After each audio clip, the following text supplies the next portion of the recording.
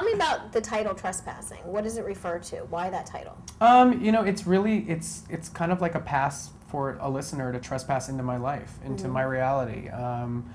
You know, I wrote songs on the album that are really fun and crazy and party songs, and then I wrote songs on the album that are dark and deal with anxiety and stress and low self-esteem and acceptance. So there's two halves of the album, and hopefully the listener will get a better idea of who I am, but who I really, really am. I think that the last album, I'm very proud of it, was a very theatrical album. It was really over the top, and it was kind of a spectacle, like an audio spectacle. And it was very stylized and kind of campy. It was kind of a caricature of this rock star that I always wanted to be. You know, lots of glitter and feathers and makeup, and I had a great time with that. And I think I kind of got a lot of that out of my system in a way.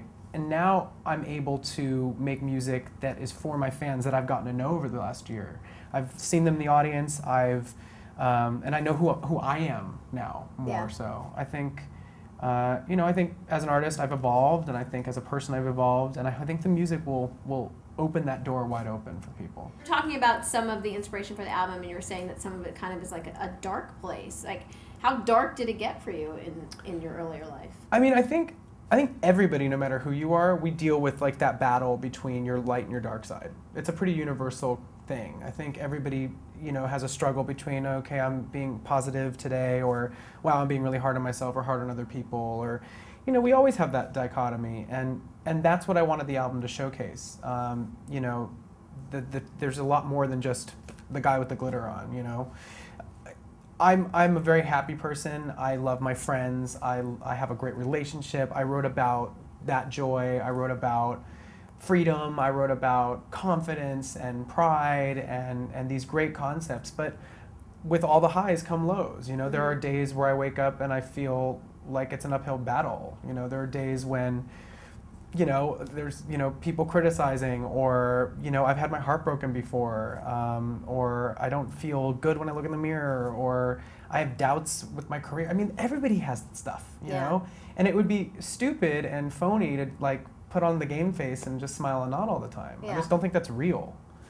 Do you still feel like, despite all your success, you're fighting the good fight amongst other artists? Fighting to get more people to listen to your music, more people to you know, take your music seriously? I mean, I think the whole beauty of what rock and roll really is all about is that it gives voice to people that don't always have a voice.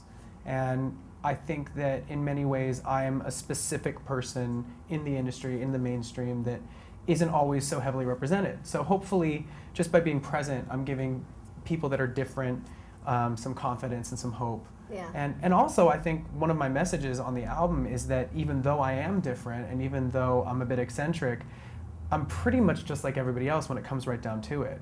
You know, when you boil it down, I have my good days and my bad days. I have my faults and my assets, and, you know, I'm just human.